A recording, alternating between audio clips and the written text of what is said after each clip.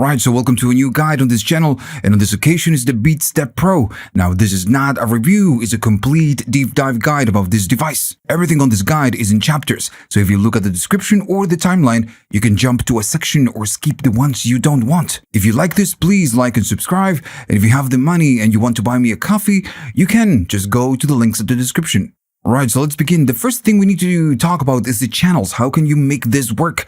Now, you have several ways of using this. You can use USB with DAW, for example. You can use your MIDI out that you have right there at the back. You can use your gates, and then you have your pitch and velocity and gate for the melodic, not for the drums. Now, the main idea of this guide is to learn how to create patterns and how everything works, not so much in how, connecting things at the back, because it's just pretty straightforward. Now, still, if you want for me to create a different video just just connecting it to different devices, just let me know down in the comments. Right, so you have two main sequencers. You have the sequencers 1 and the sequencer 2, and these ones are melodic. And then you have your drum channel, which is gonna say drum, of course. If you're using USB or you're using MIDI, when you connect it to something that can receive MIDI, maybe a splitter, you can use a splitter. That MIDI, that device, like a DAW or maybe a synth, it needs to listen for something, right? This is gonna output some information, so it's gonna use a particular channel for each different track. So right here, you have the button that says Chan. So when you do this, it's going to tell you with different colors, maybe it's not, the camera is not so generous. This one is the yellow, of course. Now, the colors, it will tell you on which channel each track is going. The purple one, which is the drum, is going to the channel number 10. Now, the green one is going to the first one, and then the second one, which is the yellow, is going to the second one. So this is going to be the MIDI channel number 10, the number 2, and the number 1. And this is the main configuration that you get by default. Now, also, you can see that you have a red one. This is going to be the user channel, the one you have right here at the top. And it's also called the control mode. We are going to be talking about that later. But by default, they work on the same channel, on this channel number 1. Now, this doesn't mean that you cannot change them. For example, if I go to the green one, which is, we know is the channel number 1, maybe I want to change the channel on this one. Okay, so if I'm standing on this one and I press the number 5, now this one will go on MIDI channel number 5. Just still keep it in 1. If I go to the second one and select that one and go to channel 4, now this one is going out on channel 4. This is how we can change the channels for the different tracks. Now, since we are working with MIDI, we want to listen to these channels. Now, you might be using a DAW, or you might be using maybe a MIDI to split it to maybe 3 different devices. Still, you're going to need to go to those devices and set the correct channels, because the drum is going to output to the number 10. If you don't go to your drum machine and you don't listen for the channel number 10, it's going to pretty much attempt to play back all the MIDI data that this is going to spit out. So if I take it to the DAW, I have a drum track, I have the Mini V3, just an Arturia synth, just to keep it everything on the same family, and I have a Juno synthesizer. Now, if I go to the first one, this one needs to listen to the BEATSTEP PRO, and you can see right here at the bottom, it's listening to that one. But the thing is that it needs to listen to the channel number 10. The drum, it's the purple one, and it's on the number 10. So on your DAW or whatever device you're using, you need to go to that device and say, dude, I want to listen to the number 10. And if I play something back, that is just, it's just gonna work. Just gonna listen to the number 10 and just make it happen. Now, if I go to the green one, then remember the green is the number 1, so I'm gonna go to my second channel and I'm gonna say that this one still listens to the BEATSTEP PRO and it's listening for the channel number 1. So whenever I play something, I just get something back. Same thing for the yellow one, the sequencer number 2. This one needs to listen to the number 1. So if by mistake, this one, it's listening to that, to the sequencer 2, if I change it to the number 1, this is not going to work. If I'm standing on the sequencer number 2, it just will not do anything. So in this case, if I go to the number 1, notice this is working, because both tracks are listening to the track number 1, to the channel number 1. So you need to make sure that all your channels are on the right place just to make this work. So once you set up all your different channels with external gear through MIDI or through USB, everything it's going to work. You just need to learn how to create the patterns and how to work with the unit. We have the bass, we have some keys right here, and right here we have some drums. Okay, so since now everything is working and it's going to the right channel, we need to start talking about creating patterns. And first, we're going to start with the sequencer 1 and the 2, and then we're going to go to the drum, because once we understand how this works, this one is going to be a piece of cake. So when you work on this device, you work in projects. So right here, you have your projects. You're going to need to go there and just press and hold it. And right here on this device, you can store up to 16 different projects. Now, whenever you want to select a project, you keep holding and you just keep changing projects just like this. In this case, I'm going to be going to the project number 1. Now, each different project can hold up to 16 different patterns of that sequence, right? So if I'm standing on the project number 1, this is going to be my sequence number 1. Now, in each sequencer, you can hold up to 16 different sequences, right? And each sequence can be up to 64 steps. Now, just a friendly reminder, when you create a sequence or a pattern or anything on this device, project patterns, everything, you need to save them. If you move away from that project or the sequence, is going to forget about that sequence, so you're going to lose it. Always when you make something, make sure you save it. Okay, so I'm standing on the project number 1, right? We are there, and I'm going to be standing on this one. On this one, I have just a very simple vase. So sometimes when you want to start from the scratch. So if I do play, there's nothing right here. But if you want to delete whatever information you had in that track, you're going to need to do shift and you tap the step number 1 while you're standing on this track. And this is going to wipe all the data, all the steps and everything you have there. When you're standing on channel, you're going to need to tap it and select the pattern you want to work with. If you want to go to the number 2, notice this is going to tell you which pattern you're using. If you go to 16, it's going to be 16 and so on and so on. Now, also, if you don't want to hold it and change it like that, these arrows will just take you to the different patterns that you have under this project, right? So you have 2 ways of changing them. Okay, so right now we are standing on the project number 1. We already know that. And we are standing on the sequencer number 1, and we are using the pattern number 1. So you have 2 main ways of entering steps of creating sequences or patterns. You have the live or you have the step-by-step. So live recording is pretty simple. You just need to arm the sequencer and do play, and whatever you enter is going to be quantized and is going to be recorded. So if I do play and I do a rec, it's going to start recording. Now we are standing on the sequencer number 1. So everything I do right here is just going to, it's just going to record it. Simple as that. Right? So pretty understandable. Very, easy to use. Now still, when you're standing here, we're going to talk a little bit more about what we can do with this buttons that we have right here. So when you enter sequence, you can just, toggle the note on or off, and you just can remove steps. And if you want to add them by default, all the different notes are going to be standing on C note. So if I, again, stop and do shift and clear, the whole sequence is going to go away. So what we can do something like this, and it will just add a step or a note, the same note, for all the different steps. Right? So still, we are not going to do this right now. We're going to do it later. When we want to record, we just do play, or we just arm it. And then when we do play, we can start recording, and it's just going to, do the trick. So right here at the top, you have your time control, which is going to be your BPM. If you go up on the BPM, if you didn't see it, the camera is just right here. It's just going to go faster, or it's just going to go slower. Now the knob is nice. It has a little bit of resistance, which is very cool. Right? So pretty understandable. I'm going to stand on 120 because I want to show you something else. So you can also do that tempo, 1, 2, 3, 4. And it's just going to do it for you. So I'm going to be maybe going again to 120 or something like that. So you have your knob and you have your tap tempo. Another thing that you can do, you can hold shift and you can fine tune the tempo. So if I hold shift, notice that now we have a dot and then we have a 0, 0. Well, if I go and do something like this, instead of going 1 by 1 on the BPM, what it's going to do is going to be like 120 and then dot 21 BPM. So you can just fine tune your tempo. In this case, I'm just going to go back to 0. Just going to keep it right there. There we go.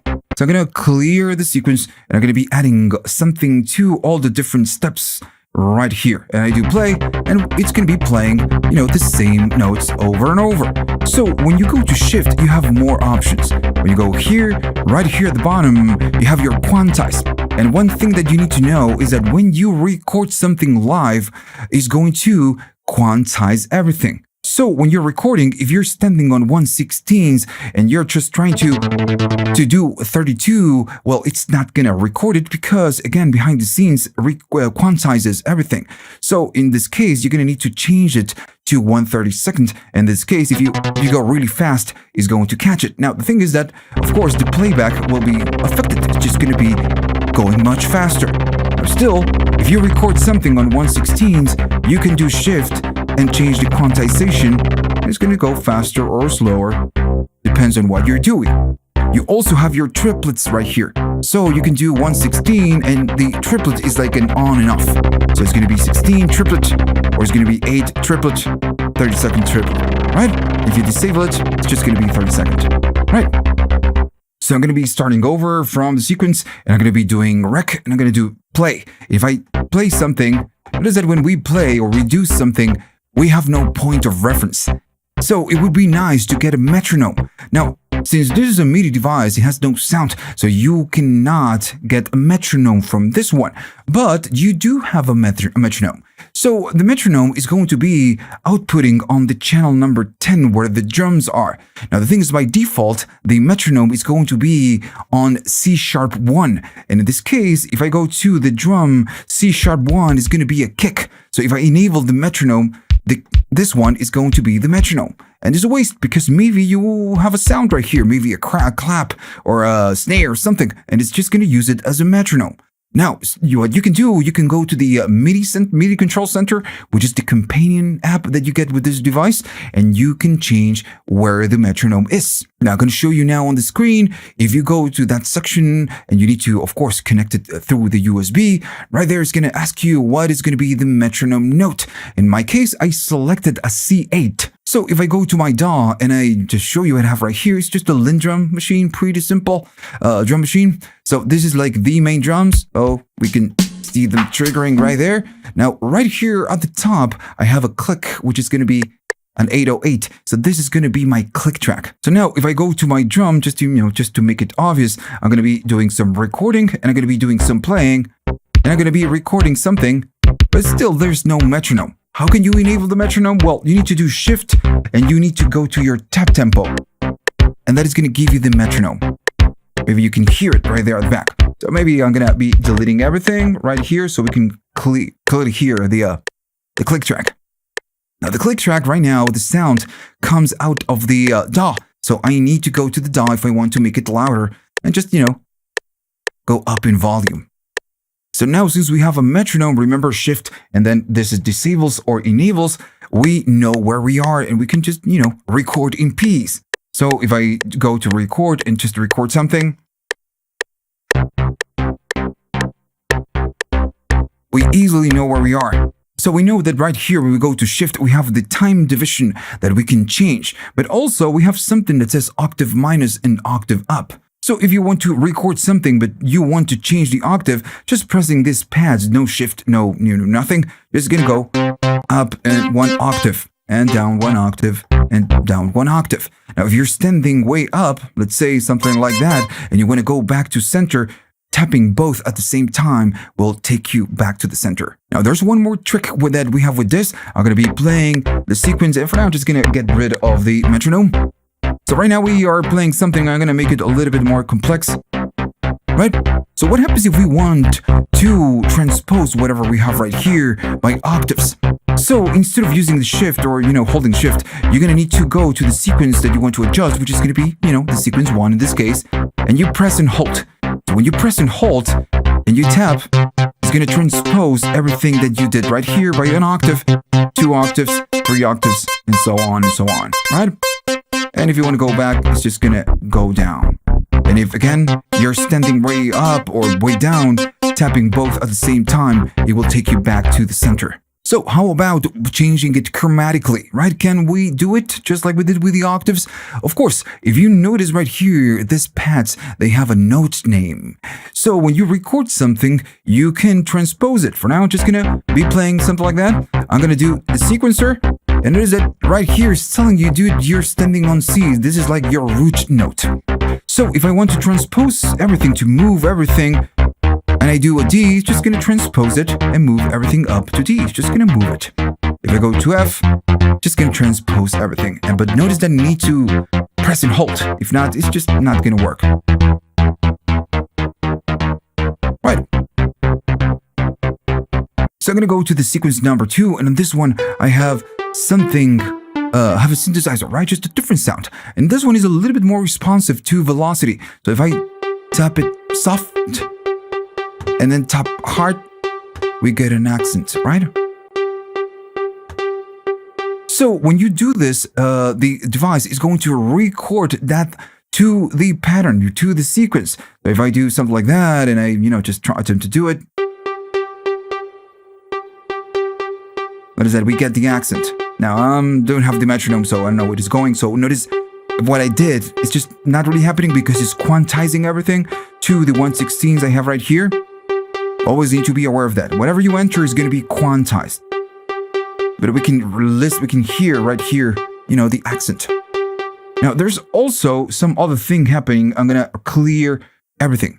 So it listens to the pitch and the velocity, it's sensitive to that, and it's going to record it when you enter it live. But also, it has a gate. So what happens if I play something and I sustain it just like this? Will this record whatever I'm doing? Yeah, if I do rec and I do play and I do something like that, notice that it's recording the length of the note. So if I do shift, it's going to tell me, dude, this is where you made that note. And then since you're holding, what it's doing, it's tying. It's doing a tie from the 1 and the 5, the step number 5, and then go change it by mistake, but that's fine. So then it's doing 10 and 14 because I'm just pressing and holding. So it knows when you're press and hold and when you tap it. That's why you need to be careful when you enter. And if you want to enter just one step, you just need to, to tap it. And if you want to tie it just like I did, you need to press and hold. It's just very sensitive. And that is a cool thing because now, if let's say I want to record sound that it, has a little bit more tail. So let's say I'm going to clear this and I'm going to go to the synthesizer and just going to make it a little bit longer with the decay and the release. So, it's a little bit longer. So now this is going to be recorded. So if I do rec, right? On some other, sequencers, you just don't get to do this. It's just not going to do it by default. You're going to need to do it manually. On this one, it's just recognizing that action and it's doing it for you, which is, a super cool feature. So I'm going to just delete everything and I'm going to go back to the default sound, the main sound I have earlier, which is something more plucky. So that is the main way of recording patterns on this device. You just hit rec and you do whatever is that you need to do. It's actually pretty simple, but you have other ways of creating the patterns. So that is how we record live. We just enable rec while it's doing playing. We can do the metronome and then we just play it, and everything we do is gonna be recorded to pitch, velocity, and gate. Pretty simple. Now, sometimes recording live sucks and maybe you want to enter step by step. So I'm going to start from the scratch, just nothing on that pattern. And you have two main ways of doing this. So what you can do, you can just enable all the different steps just like this. And by default, when you start a new sequence, all the notes are going to be on the C, on this note. Right? And if I select this one, it's telling me, it's right there on the C. So all the notes are C. Now, the thing is that maybe you want to do something else. You want to change it to something else. You have two main ways, and right now I need you to pay attention because they are really different. What you can do is press a note, the note that you want to record, and I'm pressing and holding, and then I'm going to go to this one and just enable that one. Let's say I want to do this. I'm going to press and hold. While I'm holding, I'm going to go to the number 2. I'm going to do the same trick, press and hold. Number 3, press and hold. Number 4, and so on, and so on, and so on, right? So if I play it, notice that it's gonna do it, right?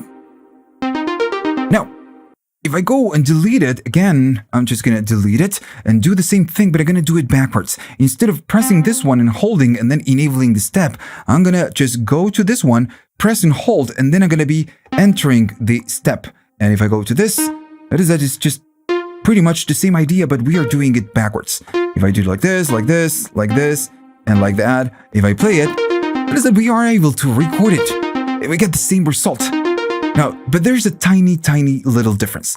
So the catch is that when you press a pad and you hold it and then you enable the pattern, it's going to remember the pitch that you're holding, but not the velocity. If we do it the other way, I'm going to clear it, we do it the other way, I'm going to be saying, I want to record something on this pattern. And whatever I play right here on the pads, I want to record it. And if we do it this way, it's going to recognize the velocity. Now, let me maybe go to a drum, something that, maybe is very obvious. So if I do it like this, remember we hold the pad and then we just enter the different steps. It will not recognize the velocity and it's just gonna go and do whatever is default for the velocity on this device.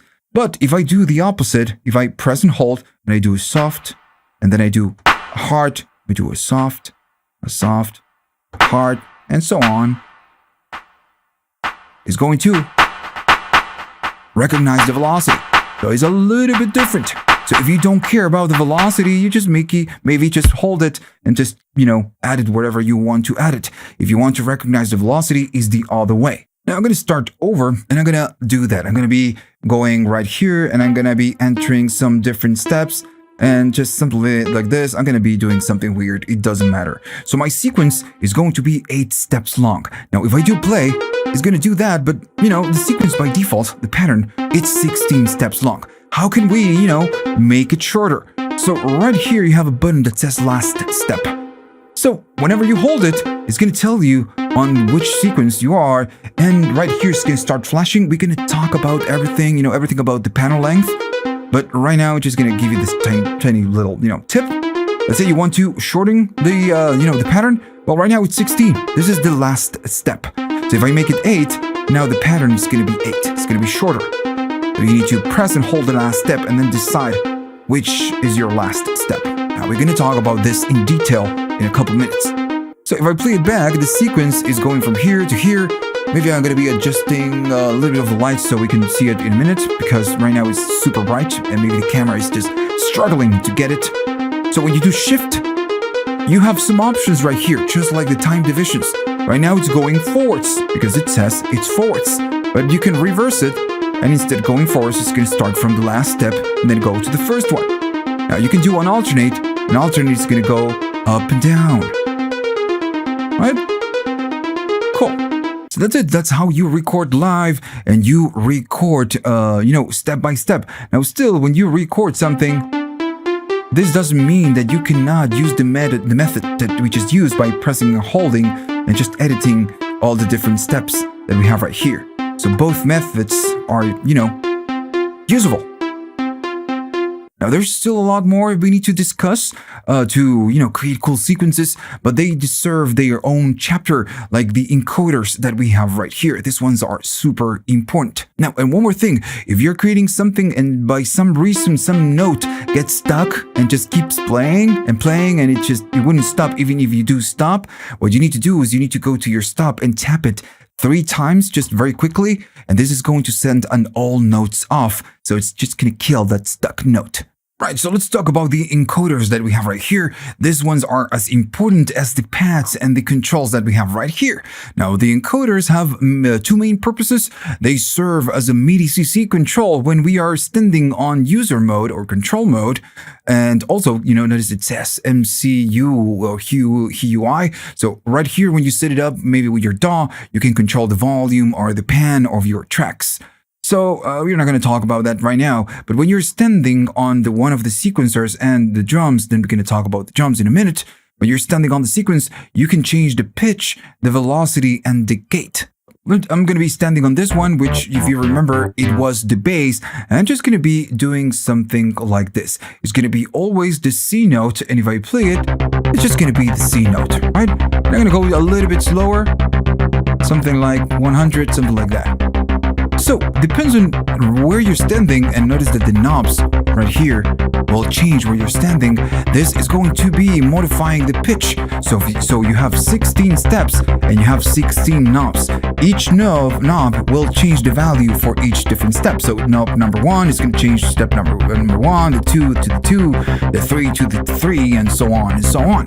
So since we're standing on the pitch, whatever we do right here, we'll just mess with the pitch. If I go right there, it's gonna tell me what note I'm changing or where I'm going in terms of pitch. It's pretty simple and very straightforward to use. Right, just like this, you can just create very cool patterns and creative patterns. Right? Simple enough. Now, all the knobs are sensitive. So what happens if I wanted to know which note the number 2 is? So if you tap it, it's going to tell you what the note is on step number 2. And if you tap this one or different notes, it's just going to tell you what note that is. Right? So pretty good. Right? This is a very, very cool and useful feature. So that's going to be the pitch. Then you have the velocity. And as you can guess, this is just going to change the velocity. By default, the velocity for all the different steps, if you didn't, record this manually, with pads, it's going to be 100. That's the default velocity. But you can go right here and start messing with this. I'm going to make it very slow so we can, very slow in velocity, so we can really notice the difference and we can hear that movement on the bass. And so I'm just going to randomly go and make it like that so we can really listen. Right? But just like this, you can go to the knobs and manually change the velocity or, the different steps. Now, then you have the gate, and the gate is going to be, the duration of each step. So by default, again, it's going to be 50. You can go all the way to slide, tie, 99, or all the way to 1. If I go to shorter length, this is just going to affect the length of the step, so it's going to be very staccato, right? Notice that the first 4 is very short. If I go to this ones and I make it longer, the step's just going to be longer.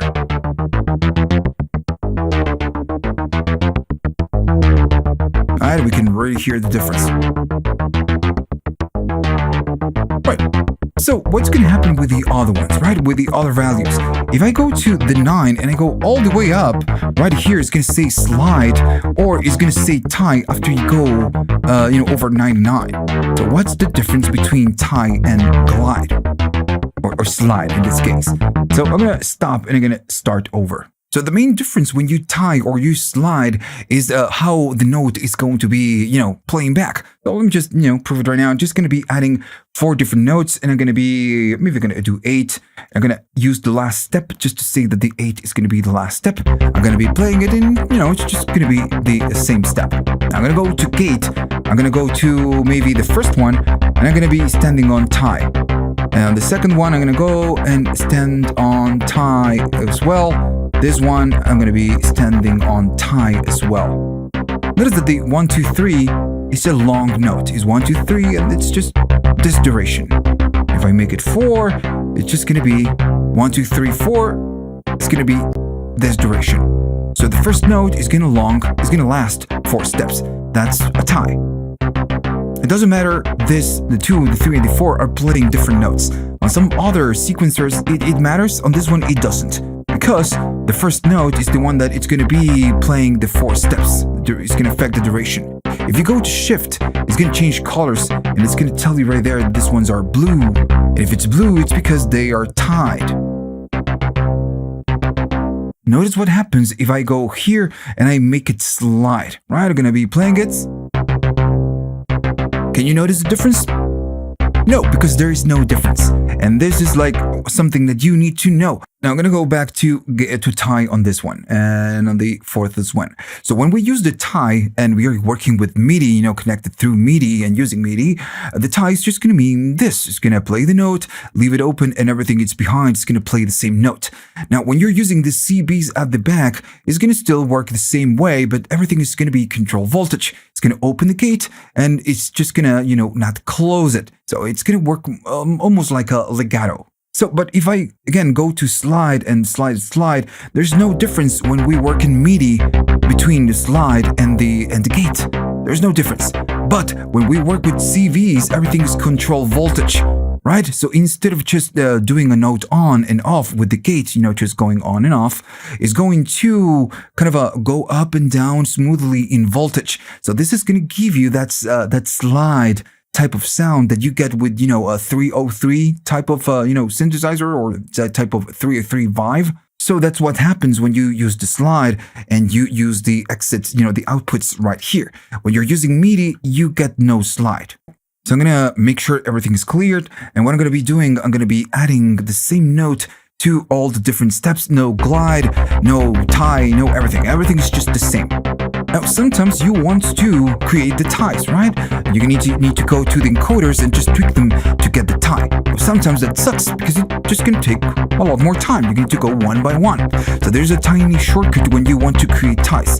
So what you need to do, standing on the gate right here, I can press and hold this one and then go, and while I'm holding this one, of course, just type the one where you want to end the tie. If I do something like that, that is just going to do it. And if I go shift and confirm this, we can see the tie right there. So this is called the fast tie. If I want to do, 9 and just maybe 10, that's just going to work. It's doing 9 and 10. This one's the last 2 steps. And if I do this and do something like that, now we have 12 and 14. It's just doing something like this. It's just going to be a lot faster to tie notes, right? Pretty useful. Right, so let's keep moving. And notice that everything we are doing right now is just learning how to work with the patterns, create them, and use the knobs, just to, use all the tools we have available just to create cool patterns. Now, we have one more thing. I'm going to be going to add, the same thing we did before, something simple that we can, easily hear and understand. So what happens if I want to change the velocity of all the steps? So this is going to be the velocity, right? So you have a tiny trick. You can do shift, and while doing shift, while holding it, you can go to the knob number 2. All the notes by default are going to be a velocity of 100. But if I go to the number 2 and I go down, I'm changing the velocity of all the steps. I'm standing on velocity. So notice that if I go to 6 or 15, everything is just 51 velocity. So shift and the knob number 2 will change the velocity for all the sequence, all the steps. Right. What if you have different values? So I'm going to stand on velocity and I'm going to be doing something like that, I'm just going to be doing this randomly. So now we have different velocities on different steps. And again, I'm just going randomly. So if I play it, we can, hear the difference that there's something else. Now, if you do shift and you do 2, go to the knob number 2, everything will be adjusted to the same velocity. So you can just level everything with the same velocity. Now, I'm going to be doing the same. Just going to make just choose different velocities, just randomly, just like that, and just like that. Pretty simple. Now we have different velocities. Maybe what I want to do, I want to offset them, or I want to change the values, the velocity, relative to the values that we already have. So that's going to be the number 1. So if I do shift, let's say that this one is going to be 110, this one is 39, and this one is 50, right? 110, then 39 and 50. If I do shift and use the knob number 1 now, this one is going to offset by an amount. So let's say we offset by, we offset by 5. So now this one is 115. This one keeps the same value, but now it's 44. And this one is 55. So we offset the pre-existing values that we have. This is more like a relative mode that we get to change the velocity. Right. Now I'm going to be clearing everything, and I'm going to do the same thing again, just to show you one more thing before we move on to the next, the next topic. If I do something like that, what happens if we attempt to do this with the gate? Well, it's going to be the same trick. It works the same way. If I do shift and move the knob number 2, everything is going to be adjusted. And if I go down on the gate, everything is going to be short. Right. So if we have some values, and we have different values, just like with the velocity, just something like that, and I want to adjust it, we can use the knob number 1 to use that relative mode we just discussed with the velocity. Right? We're going to go up, or we can go down. Okay, so right here you have two buttons that says transpose link and then preset link. It's a little bit weird, you know, the name is a little bit weird, but what they do, it's just super simple. Now I'm gonna stand from, you know, with a clear, project or pattern, and I'm gonna go to the sequence number 1. I'm gonna add the step for all, you know, the note for all the different steps, and we have the same thing we had from before. I'm gonna go to sequence number 2, and I'm gonna be doing the same thing. And I'm doing this so I can give you an example and you can understand what this does. So we have the same thing going on the pattern number 1, on the sequencer number 1, sorry, and the sequencer number 2. It's just the same note, we are doing the same. Now, if I go to the base, let's say I want to transpose this. We already know that if we go to sequencer and hold it, right now we can see that it's on Z, but we can change it to something else. So we are transposing the sequence number 1. Now this is cool, but sometimes we are going to be using scales and doing more complicated stuff. So maybe you want to transpose this and this at the same time. By doing it like this, you need to go to sequence number 1, and then you need to go to the second sequence and, you know, adjust it so they're standing on the same root note. Right. So this is what the transpose link is going to do. I'm going to go to the 1, I'm going to go back to C, the 2, back to C, right? So we are back to C. So what we want to do is enable this one, and now when we transpose it, either on this track or on this track, both tracks are going to be changing. I'm going to be playing this, I'm going to go hold it and change it to this, and notice that the bass is changing when we change this one. That's why its link is linking the transpose of both channels. Easy as that. Right. So the transpose link affect the 1 and the 2, but it will not affect the drum. Now, what the F is the preset link, right? What does that mean? Now, I'm going to be deleting everything so I can, have no sound in the background, and I'm going to show you what this does. I'm going to turn it off, and now I'm going to be staying right here. So we're standing on project number 1, and everything is, pattern number 1, 1, and 1. Now, sometimes you're going to be choosing different patterns on different channels or different tracks. So let's say that we are standing and playing, and there's no sound, but it doesn't matter.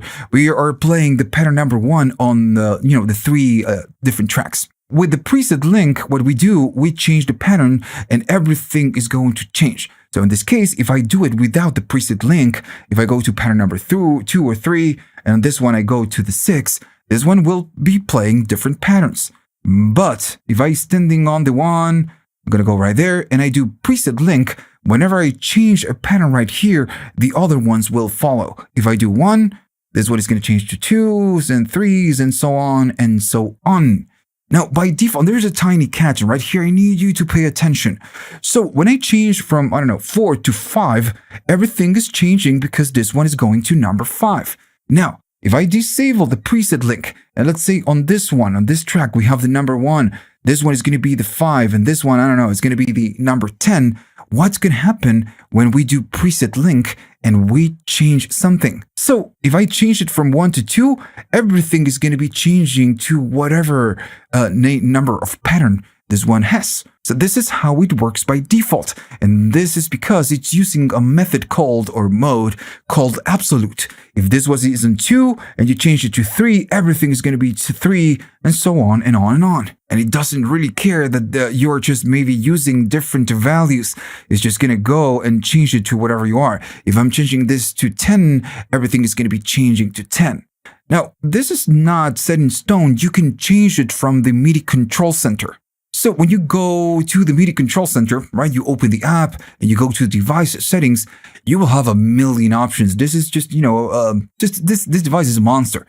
It's very complete in terms of all the options that it gives you right here. So we're going to do some talking about this. Now, what we care right now is the first option, the one that says pattern link. So right now it's absolute. Whenever we change it, everything will use the same pattern number. What happens if I change it to relative? So now it's going to behave a little bit differently. I'm going to be going to, number 1. On this one, I'm going to be going to number 4. And this one is going to be, number 8, right? So if I do preset link, and this one is number 1, and I'm moving 1 up, everything is going to move 1 up, or everything is going to move 1 down. If we are standing on this one, we move 1 down. This one stays the same because we don't have 0, 0. But again, the main point of relative is that if you go up by 1, everything is going to be following. Okay, so let's talk about saving, copying, and doing an advanced clear. And it's something really useful that you need to learn. So when you work with projects and, patterns, you need to make sure that you save them. If you don't save them, you're going to lose them as soon as you change projects or you change patterns. So let's say that we are working with this project. Let's say I'm going to go to pattern number 1 and I'm going to do something randomly. It doesn't matter. I'm just going to do it like that. If I, do some playing and I'm going to go maybe, to the sequence number 2 and do something randomly. It doesn't matter. It's just 2. So we can have something, right? Notice that as soon as I change them, you have a dot right there. So whenever you have a dot on a channel, it means that you change this the pattern. So you have something that it's not saved. It's modified. So if you move away, let's say I go to the sequence number 2 and I move out to something that has nothing, and then I go back, you lose it. So notice that there's no dot. As soon as I change it, it means that the changes of this pattern they're not saved. So you can either save the patterns and you can save the project. So how can we save the project? So you need to go hold and save, and then you do project. And when you do project, notice that this goes away. You do project and then you press the project that you want to save. And when this is saved, it's going to save the sequences or the patterns that you have right here. Now, if I stop it and maybe go to a different project and I play it back, we have nothing. But if I go back to the project number 1, we have it, and we have the sequences as well, right? Now I'm going to be going to, the sequence number 2 on this one, and on this I'm going to be doing something different so we can tell the difference from the other one, right? So I want to, instead of saving the project, I want to save this pattern. Now this is pretty much the same process. You do save, and now right here, since you're standing on this track, the green one is going to ask you, all right, so you want to save which pattern? Remember, it's the number 2. So I'm going to be tapping the number 2. We don't have a dot anymore, so the pattern is safe, and we can safely go from pattern 2 to the 1, and all the changes are stored. Now, if you think about this, when we save patterns, we are just deciding at the same time where we want to save it. Now, let's say that we are standing on the number 2, right? So when I save it and go right here, it's just saving it on the same pattern. What I can do, if I'm using the number 2, in this case, I'm standing on the number 2, I can maybe tap the number 8, and now it's going to take whatever we had in the number 2, and copy to the number 8. That is that on the number 8, we do have some data. So if I go to the pattern number 8 and I play it, we have the same thing that we had on the number 2. So this is like a copy pasting. The only difference is that we do it with save. If you're standing on the pattern number 2 and then we save it on a different spot, it's just going to go and save it. Now, what happens if you want to take, let's say that I'm going to the pattern number 1. We have that on the base. What if I want to take this pattern and store it on the other track, on the other sequence?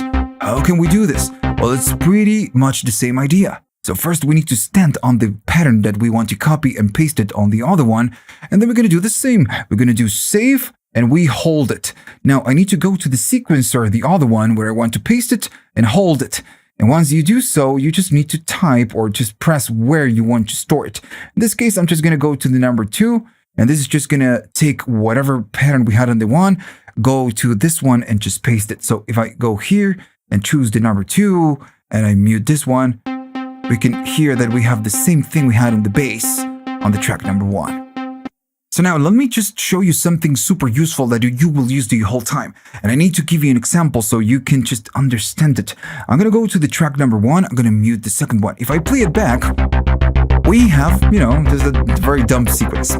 Now I can do maybe a transpose, holding the sequence, and maybe I'm transposing to F, right? And I can do a shift, maybe do a minor, something like that. It doesn't really matter, we cannot hear it, but we are going to be talking about scales in a second. So it's going to be an F, it's going to be a minor, and by doing something like this, I'm going to be extending the sequence to 64 steps. We are going to talk about scales and how to work with the length of the sequence in a second. Now, If I do shift and I do a clear pattern, which is the one we've been using, we wipe everything. We delete the whole thing we did. The root note, the scales it goes back to chromatic, and we also lose the length that we just did. Now, sometimes you just don't want to do this. You want to clear maybe the information that you have on the patterns, the pitch, velocity, and everything else, but you want to keep everything else you did, your root note, your scale, you want to keep your length. So instead of doing the one, what you need to do is and I'm going to go back to what we had from before, and I'm going to just do the same. You need to do something else. And I'm going to go to this. I'm going to do F. And I'm going to be selecting, Dorian scale. It doesn't matter. And I'm going to be making it 64 steps long. Now, instead of doing the 1, you need to do Shift and do 2. And it's going to wipe the information, but it keeps the information about how long your sequence is going to remember your root note, and it's going to remember the scale, and I believe it also remembers right here the division and the mode that you're using right here. So this is not a dump or just a completely wiping the whole thing. It's just remember some things. So maybe you just can start again, with your pattern, but you keep some of the things that you had from before. And again, this is very useful because you don't need to start all over again if you don't want to. Right, so now we need to talk about scales. So whenever we create a pattern, we can change it we can select the root and change it to a predefined scales. And you have them all right there. The chromatic, the major, minor, Dorian, mixolydian, harmonic minor, and then the blues, and then a user scale. Now I'm going to give you a tiny little gotcha between this device and the BEATSTEP Pro. Now first we need to learn this one. I'm going to go to the melodic first sequence and let's just try to do something. I'm going to be doing something simple, nothing super, hard. So I'm going to be doing first, I'm going to do this. I'm going to go to, here. I'm going to go there. And then I'm going to go there. If I play it back, we just get that, right? So simple enough, I'm going to be doing the same thing. I'm going to go there, I'm going to go there, I'm going to go there. And I'm going to make the last step 8, so we have a shorter, and I don't need to enter all the different steps. So we have just an arpeggio, right? Pretty understandable. Now, what if you want to change it? Now, by default, we're starting on C. If you go to sequence, this is the root note. Now, is a major, we are on the chromatic scale. If I do major, there's no change because it was already a major chord. Now, if I do minor, it's changing it. And that's how you change the scales. Shift, and then you select the scale. Dorian, mixolydian, harmonic minor, then blues, and then we're going to talk about the user scale in a second. But this is how you change them. What happens if you want to change the root? Well, again, you just go to sequence, hold it, you, change the root, and then you just experiment with the different scales. So that's how the scales work. Pretty simple and straightforward. Now you have a user scale, which is going to be this one, and this one, there's no way for you to create a user scale on the device. You need to go to the MIDI control center. I'm not going to go right now, but I'm going to show you a screenshot. And right there, when you connect this and you enter to the app, you have a user scale section, and right there you have the on and off for each note. So the on is going to be the note that belongs to the scale, and the off is going to be a note that doesn't belong to the whatever scale you want to create. So that's it. You just select your root, and then you change your scale to whatever it is that you want, and that's how it works. And here comes the warning. I want to say warning. It's just something that you need to know. On the BEATSTEP Pro, the bigger version, the one that you have keys, that one, you can create user scales on the fly. And I believe you have up to 2 different user scales. And there's no app. You just go to the device and you create your weird scale and you use it. So both devices, this one and the BEATSTEP Pro, have their pros and their cons. And I love the BEATSTEP Pro because it's just super small. I can put it in my backpack, and for drumming, since we have pads and they're sensitive and all of that, it just feels a lot more organic than the BEATSTEP Pro. But then on the other side, if you want to work with scales, if you want to create weird scales and, do all of that, maybe you should take a look to the BEATSTEP Pro because that one has a better implementation in terms of scales. Right, so now we need to start talking about the drums, and the drum section, the drum channel or sequence, whatever you want to call it, is like the queen or king of this device. Now, as we discussed earlier, the channel of the drum by default is going to be on channel number 10. But if you go to this channel and you hold it, you can change it to 12, 13, 7, whatever it is that you want to use it. By default is going to be 10. So when you're working with the drum, you have 16 pads, which means that you have 16 different drum parts. And all of this depends on what you're using. If you're using a DAW, just like I'm using, you're using a drum rack, just like I'm using right here, you have, each pad is going to be, different parts.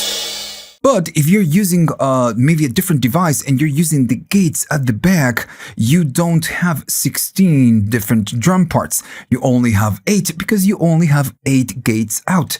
So it's going to be this one, this one, this one, this one, all the way to this one, right? So the ones at the top, this row will not work with the gates, only the ones at the bottom. Now, and there's something important that you need to know, especially if you're connecting this to something that can listen to 16 drum tracks, something, maybe digital or maybe a DAW. So when you turn this on and you use it by default, the first pad is going to be locked on C1 all the way to D#2. Now, the thing is that sometimes you just want to change it, because maybe you want this one to be maybe a different value. Maybe you want this one to be Z0 and this one to be, I don't know, E8. Whatever you want to use. By default, you're going to be locked to that, but you can go to the MIDI control center and you can change it from there. I'm going to show you a screenshot right now, just on screen. And it's a little bit confusing because you don't see pitches, you see values. So right there, for example, you have the pad number 1, which is going to be this one, and it says 36. It means that it's going to be C1. But if you change that value, you're going to be changing it to C#1, and so on and so on and so on, until you just, you just change it to whatever note or pitch you want to use it.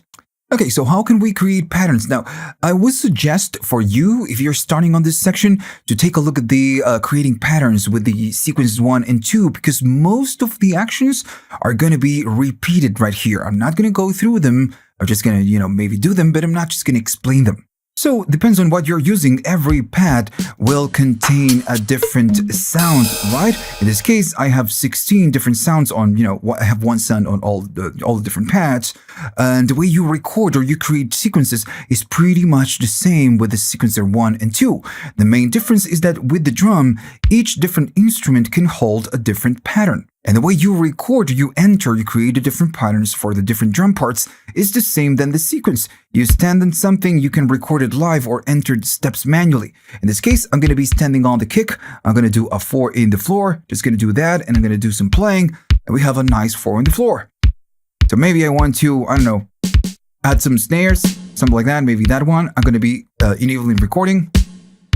And just record it. Made a mistake right there. Yeah, that's fine. I actually didn't. So let's say I want to go to, this one. Maybe a clap. And notice when I play it, it's recording the velocity. This one has less velocity than this one. And just like that, you just, you create your patterns. And each sequence is going to hold the information. If you want to know what you did, you go to the kick. There you go. You have your kicks.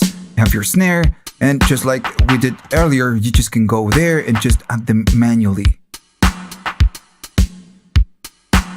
Now also remember that by pressing this and tapping, it's going to record the velocity. Right. So very simple, you just record it live or you enter the steps manually, just like with the sequencer. Now, on this one, you have something different. On the other ones, you do pitch because, of course, it's a melodic channel, so it makes sense that you do pitch. But on the drum, you don't have pitch. You have something that calls shift. So what you can do, you can offset or move whatever pattern, let's say that one, backwards, or you can move it forwards. So I'm going to be standing on this shift, and I'm going to be standing on this one. Now, since we have a 4 in the floor, like the kick is like the backbone of the beat. if I start offsetting this, you can notice the difference. So I'm going to be offsetting the first kick. Since we are already standing on shift, when I move this, it's going to offset it by 50. Notice it's now a little bit weird, right? So yeah, we can offset 50 forwards or we can do it backwards. And always by, tapping, you can see the values that you're doing. So I'm going to go right there and going to be standing maybe on this one. And on this one, you can just go nuts and just do a little bit of offsetting just to get something, more human-like. Just a little bit of offset on everything. Just going to give you a different flavor. All right, so that's why you have to shift. Now, then you have the velocity and the gate, and the velocity and the gate, they work the same way than the sequencer 1 and the sequencer 2. So I feel like I don't need to explain anything because we already talked about this. Now, there's one more thing I didn't tell you. If I maybe go to this one and I do something like that, and I'm doing this just so we can, I can just show you how this works. So now we have something on all the 3 different channels. Right, we have something on the drum, we have on sequencer 1, and we have it on the 2. So you have a mute button.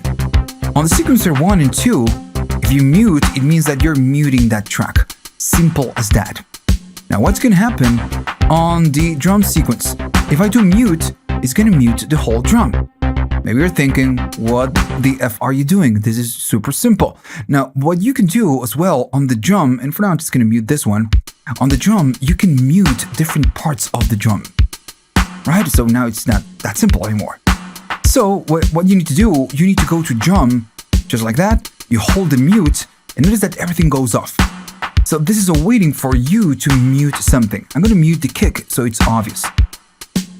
Notice that there's no kick anymore. So now the kick is muted. Let's say I want to mute this one, and we get it.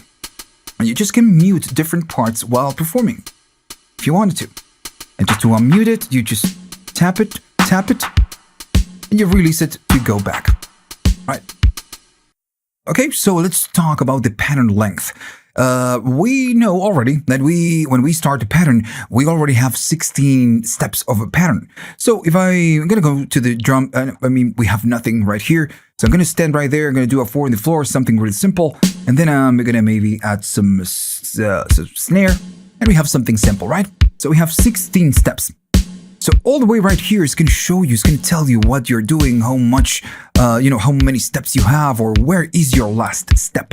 And we already know that if we go to last step, press and hold it, this sequence, this pattern is telling us that this is the last step.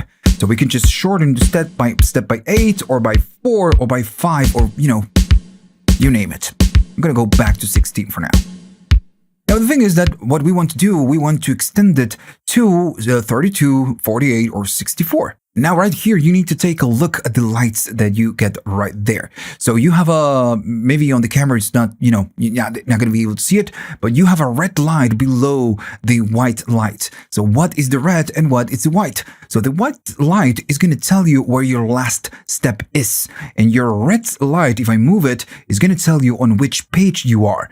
So right now we are on the next page, which is going to be the 17 to the 32nd step, and then, 48 up to the 48 and up to the 64. So you're changing the different 16 pages, the different pages that you have by 16 steps, right? So all the way to 64. But still, the white one stays right there, and it's because the white, the last step lives on the first 16 steps right here. So how can you, move the last step to maybe the next 16 and not stay right there? So you need to go to the last step. Notice that if we press and hold it, it is blinking. And when you move this, it's going to just tour or take the last step or position you, on the different pages. So let's say that we are standing on 32. I want to make the sequence 32 long.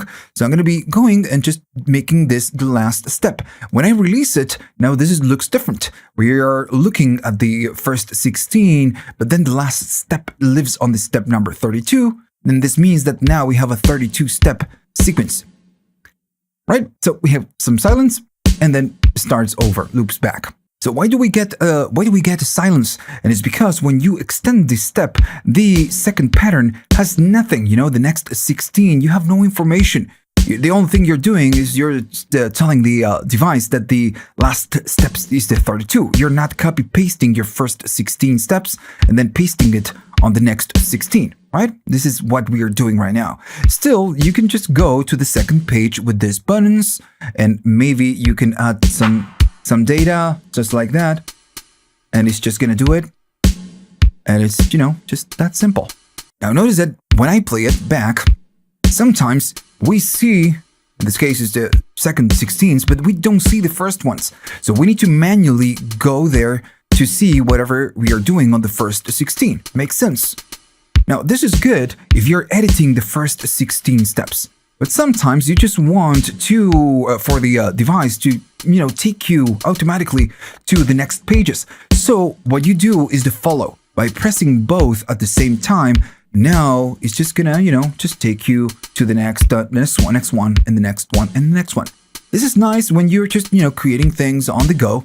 But sometimes you just need to maybe stand on page number 1 or page number 2 and just make your changes or adjustments. And if this is just doing that follow, sometimes it's just gonna be a little bit hard to do it. That's all. So remember, both at the same time enables the follow, so it's going to take you to the next one and to the next one automatically. And if you want to disable this, you just do both at the same time and you just go there manually. Now, what if you want to make the sequence 64 steps? Is the same principle. You just hold the last step, you navigate to the page, or you want to make it 64. I'm just going to make it 64 in this case. And remember, if I play it, it's going to go to the first one, then the second one. The third one, we have nothing, and on the fourth one, we have nothing, right? So this is good, but sometimes it's just not what you want. One more thing that you need to remember before we talk about the next thing. Let's say that you want to make the last step, instead of 16, make it 32s. You can make it, 10, right? So you can do that. You're just going to go ahead and do it. It's going to make it 10 steps long. You can, right? Now, there's a little bit more to this, especially when we talk about polyrhythm. We're going to talk about that in a minute. So I'm going to go to this one where we have the hi-hats. And for now, I'm just going to remove them because I want to show you something else. Now, we know that the sequence is going to be, right now I'm going to go there. So now it's going to be 32 steps long. But on the second page, we have nothing, right? So if I go to the first page and I make it like that, and I make it 16 steps long, now we have, 16 steps of a sequence, and we have something, that works. Now, what if I want to take this pattern, these 16 steps, and I want to extend them to the 32s and make it a 64 steps long of the same pattern? So instead of doing last step and going and then selecting the step, what you can do shift. And when you hold the shift and you do the right arrow, it's going to copy whatever you have up until your last step and then paste it on the next page or, whatever the next steps. So right now, again, remember, we have 16 steps of a sequence. I'm going to do shift and I'm going to do forwards. And then notice that the white light now is on the 32s. So it means that the last step is going to be on the 32s. So if we go to that page and I hold the last step, we can see that the 32 is the last step, right? So what it did, it just copied everything we had in the first 16 and then pasted everything on the next 16. This is how it works. And this is nice because, again, if you want to extend your sequence, you don't need to go to last step, then extend it, and then do all over again, right? You just do shift forwards, and it's going to take whatever you have and take it to the next one. So I'm going to clear the drum by clearing the pattern, and we have nothing. And I want to show you something, and this is something that you need to know or remember when you work or you extend your patterns. So when you extend it, it's not that it's going to copy the 16 that you have right there and paste it on the next 16. It's going to copy whatever you have until your last step. And for now, let me just, give you an example. We have a clearing pattern. I'm going to go to the kick and I'm going to do maybe just, maybe 4 steps. Maybe makes sense. I'm going to make it 4 steps long. Yeah, I'm going to make it 4 steps long. I'm going to do play and we just have that. Maybe I'm going to go to nothing. I'm going to do something like that. Right? So we have only 4 steps long. So what's going to happen when I do shift and forwards? So I'm going to do it. notice that it's not doing 64 or 32s. It's doing 8 because we had 4. So everything is doubled. If now we have 8 and I do the same thing again, now we have 16 steps of a pattern. So this is how it works. All right, if you have 4, it's going to do 8. Then 8 is going to do 16. If you have 16 now, it's going to do 32s. And the limit is 16. If I do it again, it's not going to do 32 plus 32. It's going to do 32 plus 16. So if I do it again, now we have a 48 pattern. All right? Now, one more thing that you need to know is that you might have maybe a pattern that is not, maybe 4 or 16 or 8. Let's say that we have a pattern, and for now I'm just going to go maybe to a pattern that has 7 steps, right? I'm going to go and just make it 7. If I play it and we add maybe something right here, it doesn't matter what. We have something that lasts 7 steps. If I do shift and I do forwards, now we have how many? We have 14 steps, right? So we have a 14. What's going to happen if I do shift and forwards? It's going to complete the 16, or it's going to copy everything we have until right here and make it a 28 steps. If we do it like that, it's going to make it 28 steps.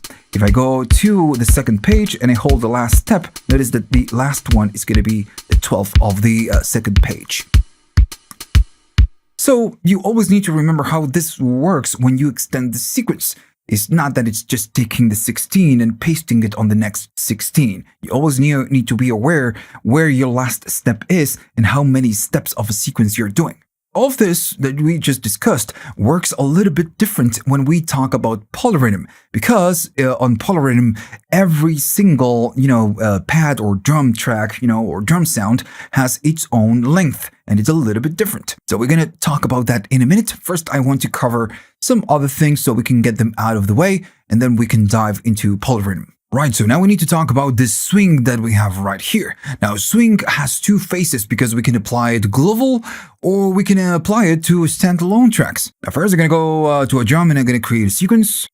So this is going to be my drum sequence, pretty understandable. And then I'm going to go to maybe right here and do some tiny little bass. If I do some playing, we just get it, right? Pretty simple.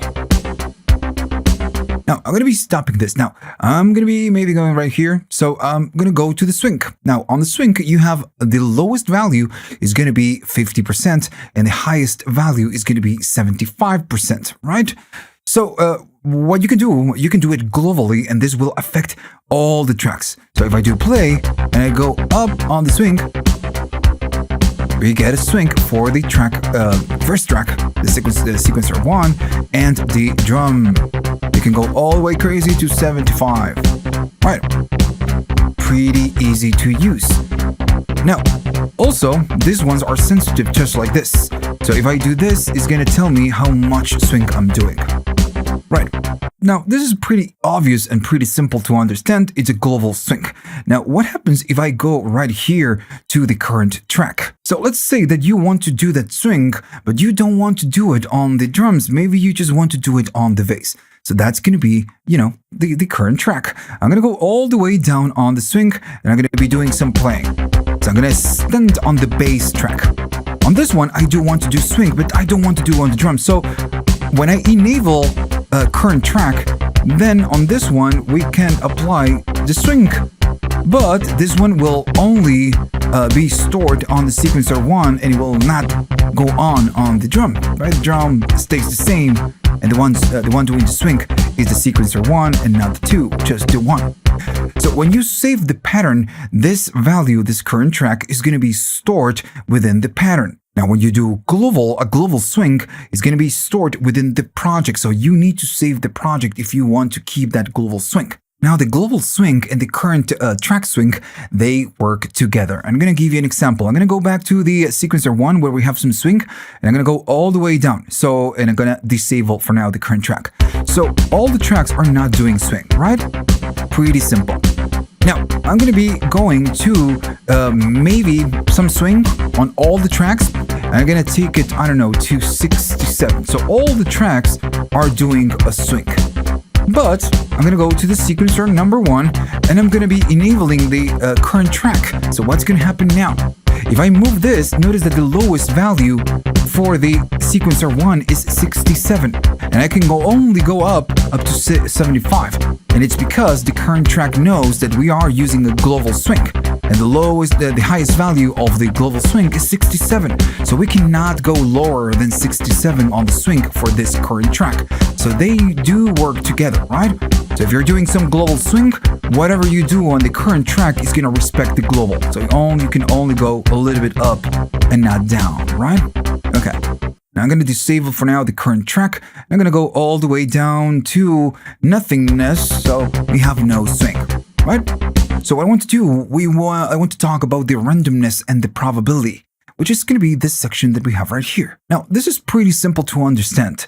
Randomness is going to be how aggressive the randomness is going to be, and the probability is going to be how often this randomness will react. Now, you can affect all the tracks, or you just can affect the current track. That's why you have, the same option right here, current track. And if you, maybe you skip the swings section, the current track will only affect the current track and not the global. If not, just go back to the swing section, watch that, and then come back to this one. Right, so I'm going to be just doing it. I'm going to stint on the bass track, right? And for now, I'm just going to mute the drums. We are not going to use them. I'm going to be doing some play.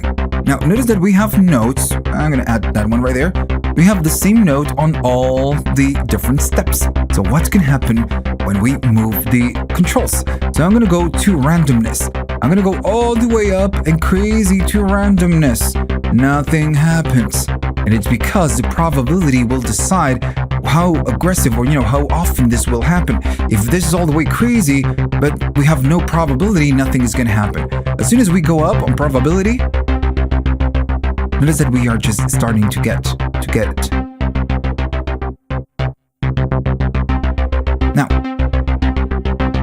Now, if I keep going up, at some point, it's just going to go crazier and crazier. You can go all the way up on the probability and just go down on the randomness. Now, it's just, a pretty simple thing. What it does is just going to be randomizing the on and off. In this case, it's doing the octave, and I'm going to explain why in a second. Maybe on your unit, it's not doing it, but this is what it does. It's going to, on a step-by-step, it's going to decide if the probability, it's going to decide if that step is going to be randomized or not. One more thing that you need to be aware is that when you have different velocity values, I'm just going to do something random right here, this effect of randomness is just going to be, greater. If I go to gates and go down, go up and down, and I do the same thing with the probability, and I just play it again, notice how it sounds. It's just, a little bit more complex. So all of this just, matter. All right. Now, notice that sometimes it's, since we only have the same C note on all the different steps, sometimes it's going up and down. And it's because it's randomizing the pitch by an octave.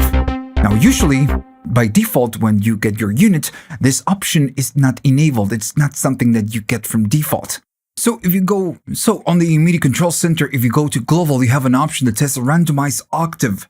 So this is one. Now on, it means that it will, randomize an octave. Sometimes it's going to go up or down. And if you turn it off, it will just not do it. Now the randomize octave is off, right? It's not on anymore. So if I, again, enable the current track and I do play, I'm going to go up on the randomness, of course. I'm going to go all the way up. And if I go up on the probability, notice that we don't get that, random octave, going up and down.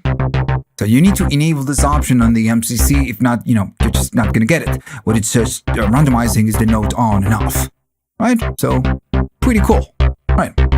So randomizing the sequence, the melodic ones, the 1 and the 2, is not the same as randomizing the drum. So for now, I'm just going to go to the drum. I'm going to make sure that everything's clear and just going to mute the sequence now. Sequence 1, well, we have nothing, right? So if I, again, add something right here and maybe do the step just like we did before. So I'm going to be playing that. So we have the, just the drum, drum track. If I go up on the probability, notice that everything is being randomized. Even this one, notice that we have nothing right there. It's still doing something. This one as well. Even if I do mute, you know, we don't get it. But it's just doing it because the randomizing is global. So we have a notes on and off randomize going on. Now, what happens if I want to do this just on this track? Well, it works the same way. First I'm going to go down on all the randomness. I'm going to go all the way down and just going to stand on the drum. I'm going to select the current track and I'm going to go all the way up. And then I'm going to do randomness. And we're going to start getting a randomized pattern of the drum with velocity and everything. Now, there's a tiny gotcha that you need to know right here because, you know, this is pretty simple. We're just doing it on the current track. I'm going to delete this. I'm going to go to shift and I'm going to delete the pattern for the drum. I'm going to do play. So can you see what's, you know, I want to say wrong, but you know what's going on? So on the drum pattern, we have no information and we are going all the way up, maybe on the randomness and all the way up on the probability and just going to go up. Still, nothing happens, right? So we get nothing. Now, on the drum, it's not like the sequence that we get notes on and off by default. So on the drum, you need to have at least one sound for this one to be randomized. So if I do something like that, then it's just going to do it. And it's because how this works, again, it says, okay, so I'm going to be randomized whatever patterns you choose. Imagine that this starts randomizing all the 16 paths. It will be crazy. So the only thing it does is will randomize all the steps or all the drum channels or sounds that you are at least using one step. If I do a kick, it's gonna randomize kick and hat. If I do a, you know, bongo, whatever that is, it's just gonna do it. It's a little bit different from the sequencers, you know, still a little bit different. At the end of the day, it's the same principle. Now remember that you can still, you know, go to all the different tracks and randomize everything just like we did before. And this is just going to be randomizing the drum track, the sequencer 1 and the sequencer 2. But if you want to maybe leave this one out, you just can go to current track and maybe go all the way down in the probability of the drum. And it's going to do it for everything else. And same thing but backwards. You can go all the way up or maybe select some probability on the drum and maybe go to this one. This one will have a different probability, just something maybe a little bit less, something like that, and this one has nothing. Now remember that this works in a project level and a pattern level, so you need to save it in order to have the BEATSTEP Pro remember all of this. Right, so now we need to talk about polyrhythm, and maybe you don't know what polyrhythm is. So I'm going to give you a good example so you can understand it. It's pretty simple to understand and it's super fun and useful. So the polyrhythm is something that only works with the drum, of course. So I'm going to go to the drum. We have nothing. So I'm going to start creating a new sequence. So I'm going to go to a kick. I'm going to do a 4 in the floor. And again, I'm going to give you an example so you can understand what this is. So we have a 4 in the floor, right? So then maybe I'm going to be adding a snare here and here. And then maybe I'm going to go to the hats and just, you know, add the hats that way. Right. So we have 16 steps of a kick, 16 steps of a snare, and we have 16 steps of a hi-hat. So when we do last step, and I go and make it, I don't know, 8 steps long, everything is going to change. The kick, the snare, and hat. The whole sequence, all the elements, all the instruments within the same pattern, they're going to be trimmed to maybe 8 steps. Same thing if we go and make it 64 or 32. Everything moves following one instruction of the last step, right? So the last step is for the whole sequence. So this is the main thing with polyrhythm. What happens if I want to make the kick 16 steps and the snare 3 steps and maybe the hi-hat I want to make it 64 steps or maybe just 2 steps? So let me just go back to drum and maybe to kick. So by default, this polyrhythm mode, it's not turned on your device. So how can you turn it on? You go to drum, you stand on this track, you do shift, and when you do shift, you do 16 and notice that this turns blue. Right? So we see the kicks, the patterns right there, but this one is doing a different thing because you're just holding shift. So when you do the 16, you turn it on. Now the polyrhythm is on. Now I'm going to stand on the drum right here. I'm going to go to the kick. I'm going to be going to the last step, and I'm going to say that the kick is going to be 16 steps long, right? Pretty simple. Now, I'm going to go to the snare, and I'm going to hold the last step, and notice the difference. The snare, it says, is 8 steps long. So this is working already on polyrhythm mode. The kick is 16, the snare is going to be 8. And I'm going to, maybe make it 7, just to, to make something else. I'm going to go to the hat.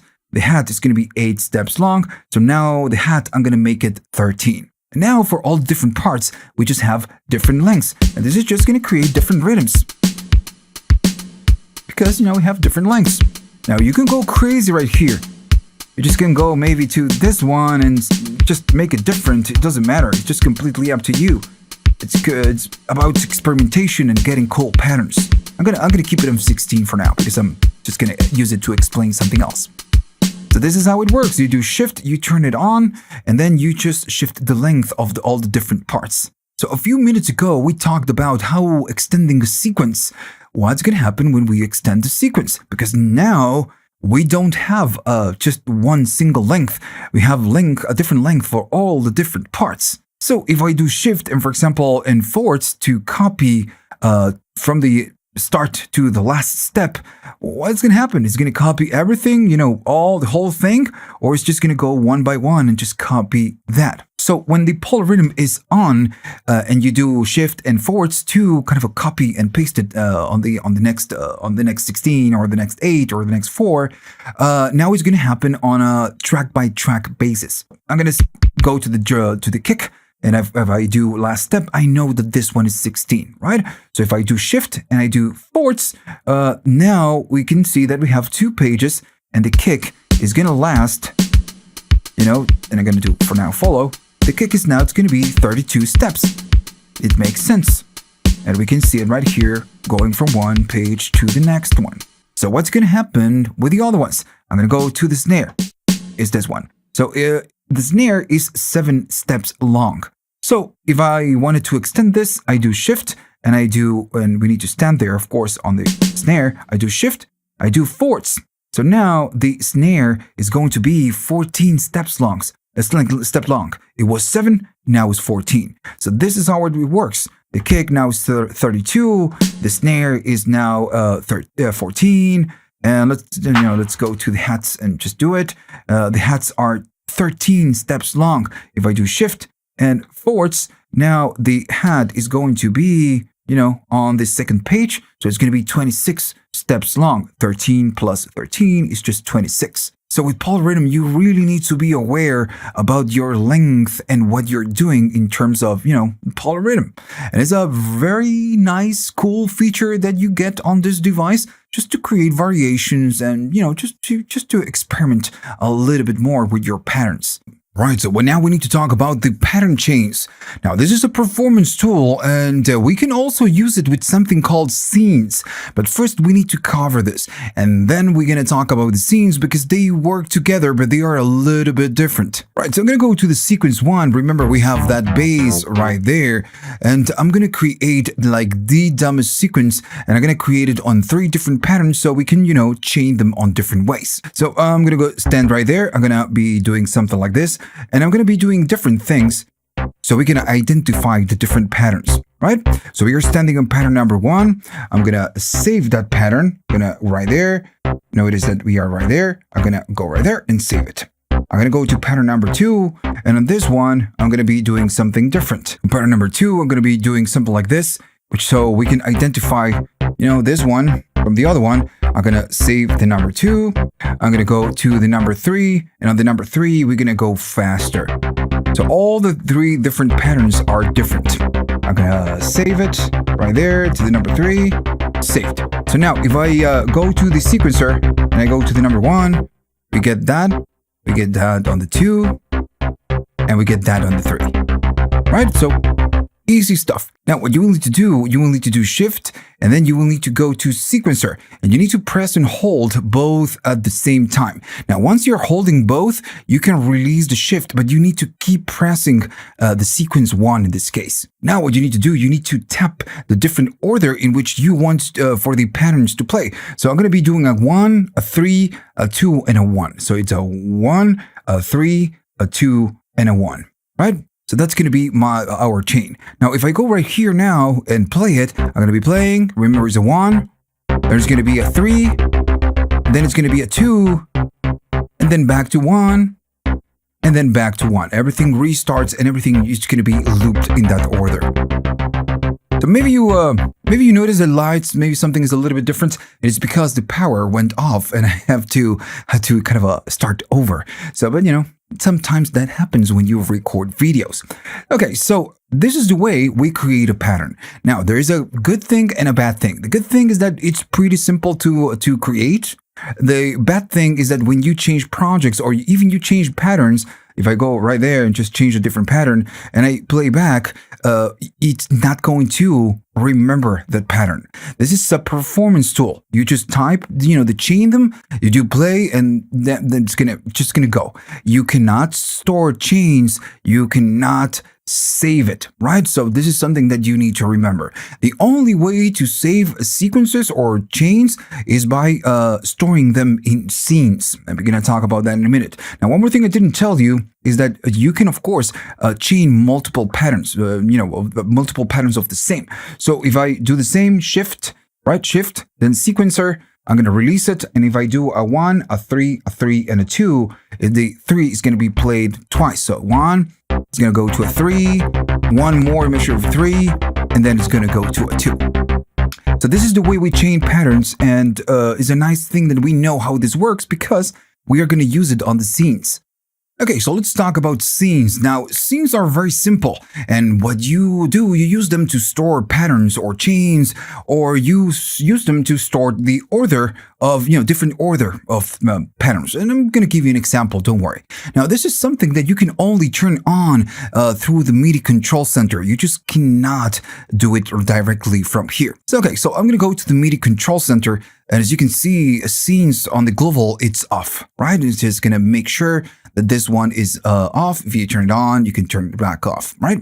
So, okay, so I'm standing right here. I'm going to be loading the project number 1, right? So this is then the project number 1. I'm going to go to the pattern number 3, then the pattern number, 4, and then the pattern number, 5, right? So this is my order. So when I load a project, I want this order of patterns. Now I'm going to be saving the project. I'm going to go right there and just store it on the first one, which is, that's the main project. And if we play it back, we should be getting something. Right now we have no data, but that's fine. So what happens if I change projects? If you're going to go to the number 2 and notice that nothing happens. It's still 2, 4, and 5. And if I, change them and maybe change it to 1, when I go back and load my first project, this is not remembering by default the order of the patterns. So this is one of the things that the scene mode can do. It can remember the order of the patterns. So I'm going to go to the MIDI control center. I'm going to be turning this on, and now the scenes are on. All right, so we are still on the project number 1. And what I want to do, I want the 3 maybe. I'm going to be doing a 2, and then I'm going to keep, I'm going to keep the 1 right there. So I want to save my project. It's going to save it, but also I want to save it to a scene. Now I'm going to go to control mode, and when you're standing there, when you do save, it's going to, these buttons that you have right here, these ones are the scenes now. Before enabling these scenes, these ones are, just the project. But now when you save it with a scene data. Now I'm going to go and save. I'm going to press and hold the save. And now you need to tap it. You need to select which scene you want to save it. You can do up to 16. So I'm going to be doing that one, right? So I saved it to that scene. Now we are still in the control mode, and we notice that we are 3, 2, and 1. Now if I tap something else, it's going to move to some other place, like the scene number 4, the scene number 5, and notice that the numbers right here, they change accordingly to the step I'm just tapping, and it's because it works that way. You might have 16 different scenes, and by default, it's just loading the same number. But if I go to the one I saved, it remembers it was 3, 2, 1. So this is one of the main purposes of, using scenes. Maybe you want to start with a different pattern order, and then you can store it, and it's just going to remember it. Now, since you have 16 scenes and you have this project loaded, you can do the same. Maybe you want to do save and you want to store it to a different one. I'm going to be doing, I don't know, maybe with this hand, I'm going to be doing save and I'm going to go and save it on the 16. So now the 16 is going to be that 3, 2, 1. If I go to 16, is 3, 2, 1. So now we have 2 scenes stored. Now, for now, I'm just going to go back to the scene number 1. Now, also what it can do, it can remember chains. And this is something super cool. You can create your chains. Once you have your chain, you save the scene. And when you do playback, it's going to, play that chain. Now, if you remember how we can create chains, we need to go to wherever you want to create the chain. It seems like we have some data. It doesn't matter right now. I'm going to do shift. I'm going to do sequencer. And I'm going to just, hold both. I'm going to release the shift. So now we just can, type the order of the chain. And I'm going to do a 1, 3, a 2, and a 4, and a 5, right? I'm going to release it. And if I play it back, there's no sound because I just, turned that off. But notice that it's going through the different chains. I'm going to be doing the same thing for the other one. I'm going to do sequencer 2. I'm going to press and hold it. Actually, we need to be here. Press and hold both at the same time. I'm going to release this. And I'm going to be doing, I don't know, a 7, 4, a 5, and a 1, just to do something. And I'm going to be playing it back. And when it plays back, it's just going to, start switching the different patterns. Now, if you don't save the scene, don't save the chain to a scene, you're going to lose it. So we need to do the same thing. Go to control mode. I'm going to hold the save and I'm going to store whatever we have as a scene. Now, if I load a different project, let's say the number 6, and remember this is a scene, I'm going to load the scene number 6. It's just not going to remember it. What happens if I go to the scene number 1 and load the project number 1? I'm going to load the project number 1. And we do stop and I'm going to do playback and you're going to see this, that, it's going to go through the different chain we created. Right? So a really cool thing. Now it takes a little bit of time to figure it out. But once you get it, it's just very simple. You just create the scene, you create the chain, you store it, and there you go. All right, so that's the scene mode. It's a pretty simple thing, but you need to enable it on the MCC, the MIDI control center. If not, you're just not going to get it. You just get the projects. All right, so we need to talk about the roller and the looper, which is what you have right there. So the touch strip, this one can work either as a roller or a looper. Now, both things are just a little bit different. So since it can work as a roller or a looper, you need to turn it on or turn it off to use one or the other one. So to turn it on, you need to go to control mode. And once you're in control mode, you do shift and you're going to see right here the number 9.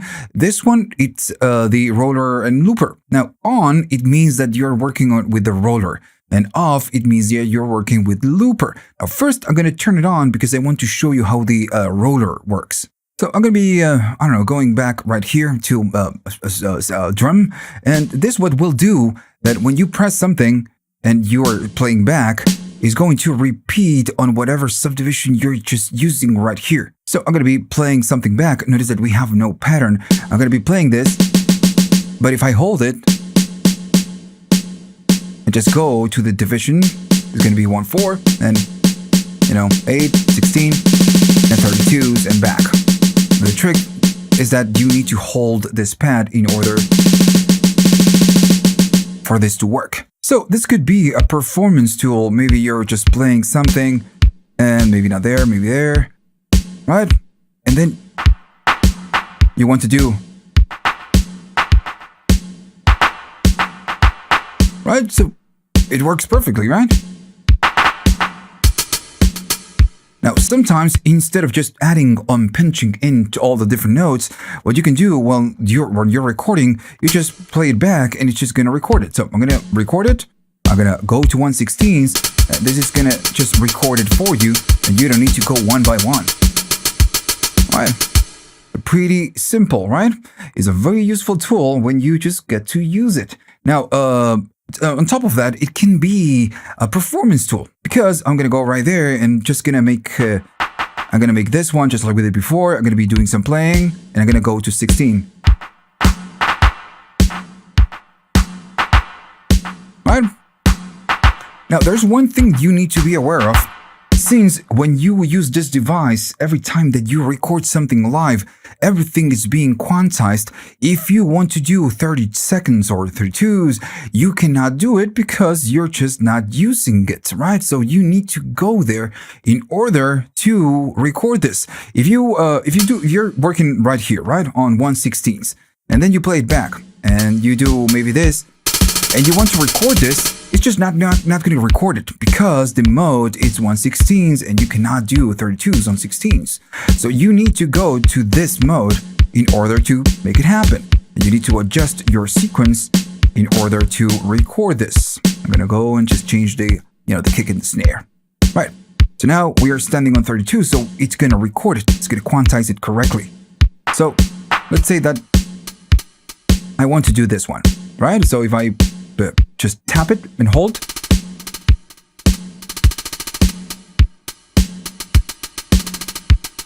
Alright, so that's the vibe. So if I record, and there you go. It's a very useful thing. Now it takes a little bit of practice just to get it right.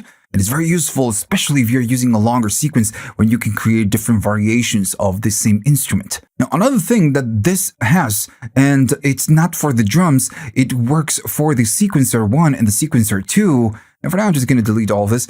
It is an arpeggiator. And this is kind of I wouldn't say a new feature, but it's something that it can do. So if I play it and just play it back and go right here, it's just going to do it, right? But what happens if I just play a chord? I'm going to play a chord, and I'm going to hold it. And there you go. It's just recording an arpeggio. Now I'm just playing a triad. Now, if you want to record this, you can. I'm going to be holding it on 1/16, and I'm just going to do the chord, and it's going to record it for you. Right?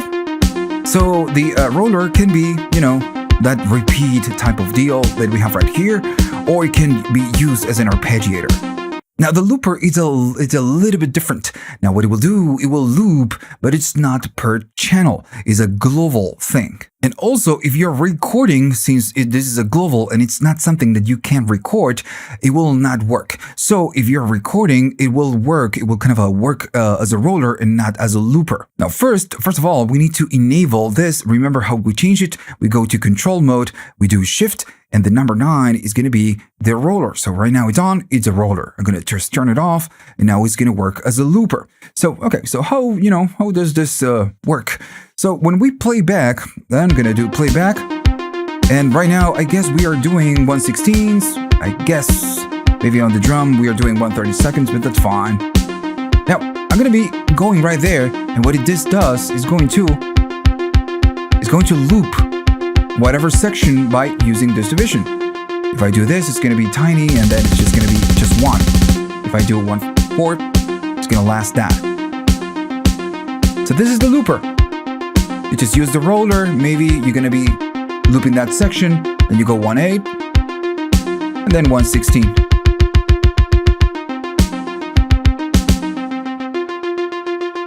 Right.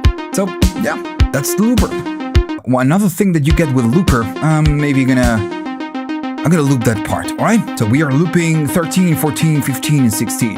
We can change where we want to loop.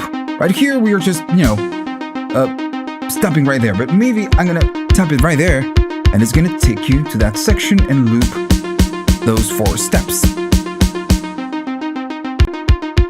Right. Now, the looper and the roller, it's something very standard, with the Arturia devices that you get. You get it with the drum boot, you get it, with this one, you get it with the key step. So it's a very common thing. So we have a couple of features more. It's called the wait to load and the global tempo. And we already talked about some parts. For example, when we are on the drum, we know that the 16 is going to be the polyrhythm on and off. We already know this. We know if we go to control mode and we do shift, the 9 is going to be the roller on or the roller off. Right, so we know that. So with shift and the 14, notice that we have something there. So this one is going to be the wait to load.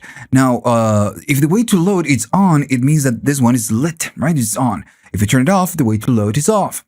So what the F is this? So I'm going to be maybe going to the sequencer 1. Maybe we have, I don't know, let's say that we have that. All right, that's fine. Now I'm going to go there and I'm going to be changing this to a different pattern. I'm going to change it right now. And there was nothing going on the first one, but that doesn't matter.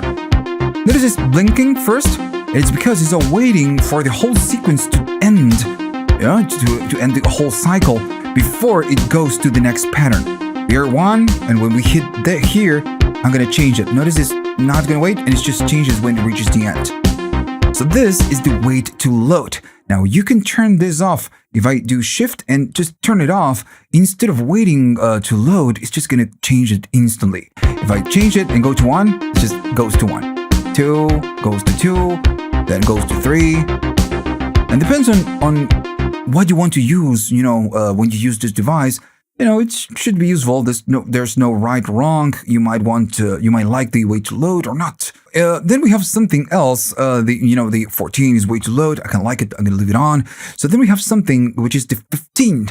Now the 15 is the global tempo. Now if this is on, it means that global tempo is on. If this is on, it's off. Sorry, is going to be the per project tempo. So just to give you an example, remember off is going to be the per project. So if we go maybe to, I don't know, project 1, and I'm going to be loading that, that's going to be the tempo, right? And we kind of already know that. That's going to be the main tempo. So again, we just make sure that this one is saved. I'm going to be saving this call, and the tempo is going to be 104. We know this. Now, if I go to a different project and load the project number 2, we have the tempo, and it's going to be 120, right? So the tempo, it's not really global. So I'm going to go to the control mode, and I'm going to enable the global tempo. And now everything is just 120. Let's just do play. And we are starting on project number 2. What happens if we go to number 1? Notice it's faster, and it's listening to 120. So if I change it to, I don't know, 155, the tempo of the project doesn't matter because it's global now. And this is very useful if you use this device to go through to different projects, while you're playing or doing something live, or maybe changing patterns. It's just going to respect the global tempo instead of just respecting the project tempo. So now you have the control mode, which is also the user mode. Now remember, when you go to channels, you can change the channels right there for that. Now this one can work either as a CC controller, pretty simple, or you can change it to MCU. Now if you use it as a CC controller, all the knobs and buttons you can configure them to control some devices, or to control it as a MIDI device. Maybe on a hardware, maybe you can do it. Maybe you can use it on your DAW and just, move the knobs just to control a plugin, maybe map it to something. For example, I have a Ableton, because this one integrates a little bit better with Ableton, just right out of the box. But big, you need to do a little bit of working. On this one, if I standing on the control mode, I'm going to go to this knob, and notice that when I move it, since this is an Arturia synth, it's just gonna, has that integrated. You can just modulate the different params like that, like this. And you can go to MIDI on Ableton, for example, or any DAW, and you can just learn and, map it to something, because you're just working on CC mode. And again, I'm not going to expand on this because this could be a really, really long topic, going through different DAWs and just mapping it and, doing all of that. But that's the main purpose of the CCs. You can go to the MCC, the MIDI control center, and configure these ones to send different CC message. Even the buttons can work as an on-off, just, send a different message. And all of this is something that you can do on the MCC. And if you gonna do it, make sure you have some coffee, because it's just going to take a little bit of time, going by one and changing the configuration. Now, the other thing that you have available, and for this one, you need to do some configuration. I'm not going to show you how to configure it, because it might be different on all the different DAWs. So, yeah. Now, I'm going to give you a link from the Arturia. It's right there up there. I'm going to put it on as a card so you can go. There's a video from Arturia showing how to integrate and how to set up the MCU to your DAW, right? So with this, when you're standing on MCU, you can control the volume, panning, and the positioning of different tracks. It works like a just like a desk. So for example, if I go right here to the one, notice that this one is modifying the channel number 1 and it's doing the panning. And this one is going to do the volume. Maybe I'm going to go to the channel number 2, change the panning and the volume right there. So all of this, if you go to the video I put in the card, it's going to show you how to configure this and do it with Ableton. But maybe you can find a different video just to configure to whatever DAW you use. Still, is a very simple setup.